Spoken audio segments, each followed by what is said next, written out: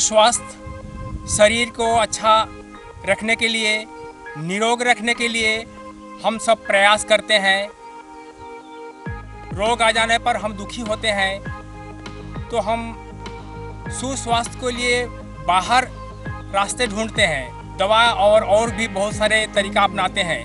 लेकिन अगर हम चाहें तो सुस्वास्थ्य के लिए सारे तरीका हमारे शरीर के अंदर ही है, केवल हम उसको योग प्राणायाम के द्वारा ही उसे जागृत कर सकते हैं। तो आइए हम उस विषय को योग के द्वारा सुस्वास्थ्य को कुछ योग प्राणायाम को हम समझने का कोशिश करें। कौन कौन सी रोग और प्राणायाम करने, योग करने से हम अपना सुस्वास्थ्य को हासिल कर सकते हैं, इस विषय में हम अभी एक एक करके हम आपको बतलाने की कोशिश करेंगे। तो ये जो कार्यक्रम है आप लोगों को सामने NE24 चैनल से प्रसारित किया जा रहा है। आप लोगों से निवेदन है कि इस चैनल को देखें और लाइक करें, कमेंट करें और सब्सक्राइब भी करें।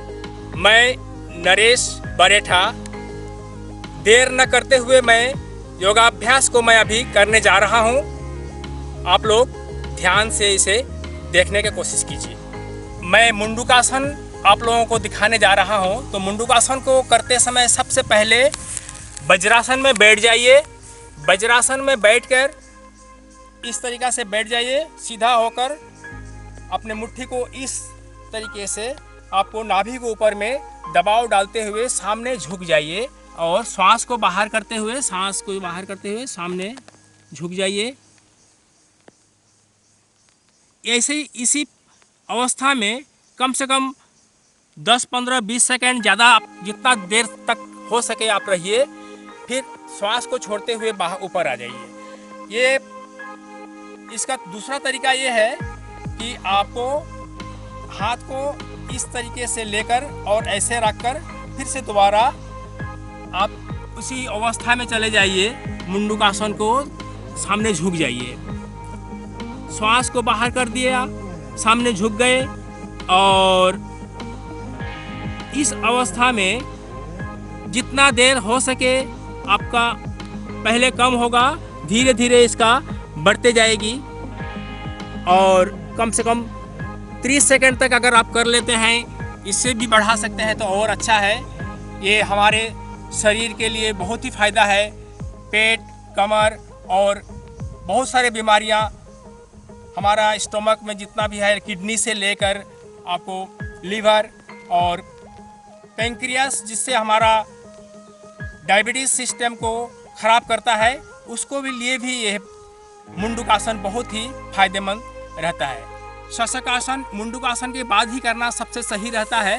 तो शशकासन करने के लिए मुंडूकासन में ही उसी अवस्था में बैठकर हाथ को पूरा सीधा ऊपर ले जाइए और धीरे धीरे धीरे धीरे अपने श्वास को छोड़ते हुए फिर दोबारा ऐसे श्वास को भरते हुए बाहर ऊपर आ जाइए। थोड़ा समय वहाँ रुक जाने से हमारा इस आसन को फ़ायदा जो है वो ज़्यादा मिल जाता है। तो ये हो गया मुंडूकासन के बाद शशकासन करने से बहुत ही फ़ायदा होता है। कमर को, शरीर को, आपको ये जो पूरा हाथ के लिए भी बहुत ही फ़ायदा है। अब मैं आप लोगों को सर्वांग आसन दिखाने जा रहा हूँ। सर्वांग आसन करते हुए आप लोग जो हम दिखाएंगे उसको आप लोग ध्यान से देखें। पहले आप सो जाइए इस तरीक़ा से। इसके बाद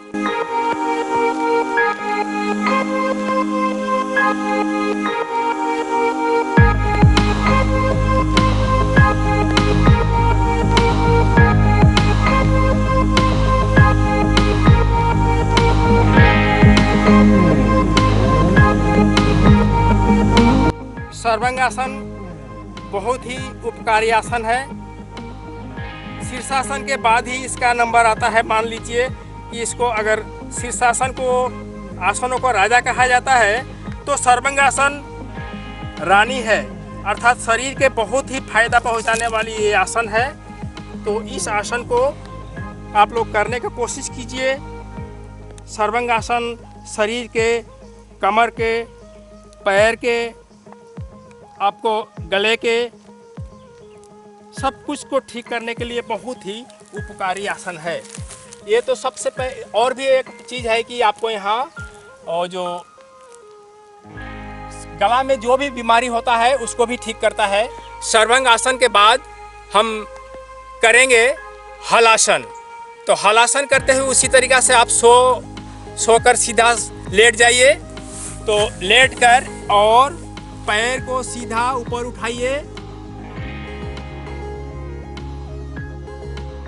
इस आसन से हमारा रीढ़ के हड्डी जो बैकबोन कहता है उसको बहुत ही कम बल मिलता है। गले को, कमर के, भीतर के बहुत सारे अंगों को हमारा इस आसन से फायदा होता है।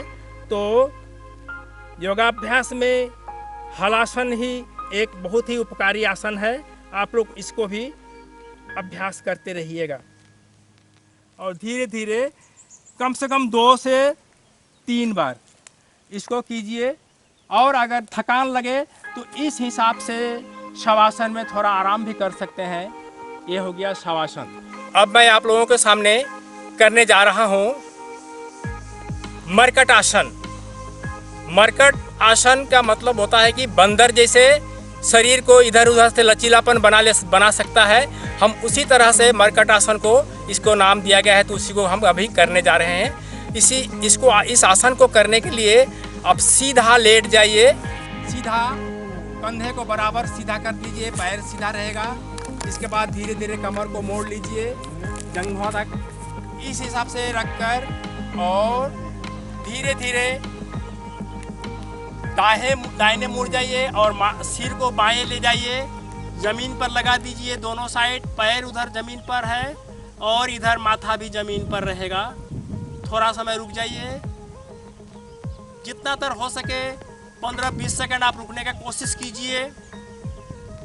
और फिर सीधा होकर दूसरे साइड आप मुड़ जाइए और माथा को भी आप सिर को दूसरे साइड में ले जाइए।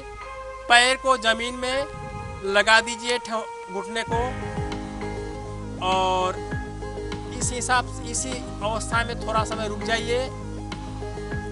ये हो गया मरकट आसन का एक। मरकट आसन के दूसरा है थोड़ा सा पैर को फैलाकर और फिर से आपको उसी हिसाब से करके ऐसे ही करते हुए पैर को थोड़ा कंधा को, सिर को उल्टा दीजिए, जमीन पर रख दीजिए और दूसरा साइड में फिर घूम जाइए ऐसे। श्वास आपको नॉर्मल साधारण अवस्था में ही रह सकता है। इसमें कोई ज़रूरी नहीं कि आपको श्वास को भरना है। तो ये हो गया दूसरा। अब तीसरा जो हो गया मुख्य मरकटासन का मुख्य, वो हो गया आपको दिखाने जा रहा हूँ। मरकटासन का तीसरा जो पैर को बायां पैर को दाहिना हाथ में रखने दाहिना हाथ में रखने की कोशिश कीजिए। इस अवस्था में बायां पैर और दाहिना हाथ को कंधे के बराबर रखते हुए इस आसन को कीजिए। दूसरा पैर सीधा रहेगा और जितना तक हो सके यहाँ रुक जाइए। फिर दूसरा धीरे धीरे पैर को नीचे ले आइए और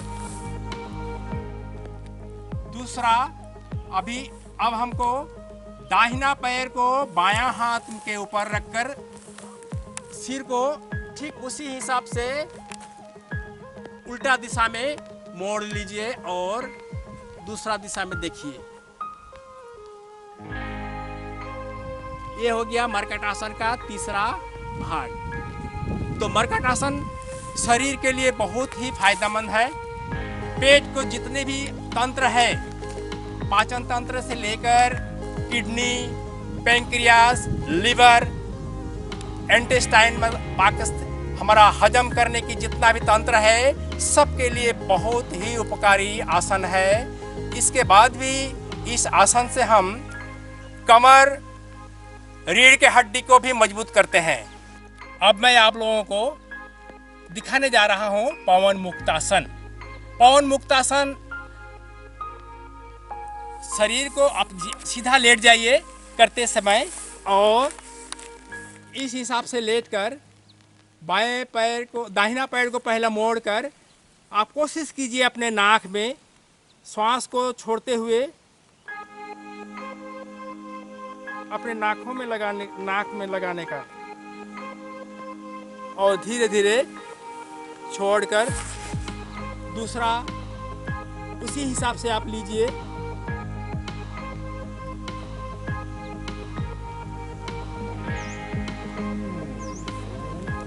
और फिर इसको दो बार करके करते रहिए इसी हिसाब से। दूसरा पैर सीधा रहेगा और जिस पैर को आप खींचेंगे उसको आप नाक में लगाने की कोशिश कीजिए। बायां दाहिना को करते रहिए। ये आपको पवन अर्थात पवन मुक्त आसन, इसका नाम ही है। शरीर के भीतर में वायु दोष को दूर करने वाला बहुत ही उत्तम आसन है। इसके बाद दोनों पैर को इस हिसाब से लगा लीजिए नाक में। थोड़ा समय रुक जाइए और फिर ढीला, फिर रुक कर दिए, रुक जाइए। और इसके बाद में आपको थोड़ा सा ऐसे गोल चक्की जैसा भी घूम सकते हैं। ये रीढ़ के हड्डी के लिए बहुत ही अच्छा है। अब मैं आप लोगों को सामने दिखाने जा रहा हूँ भुजंग आसन।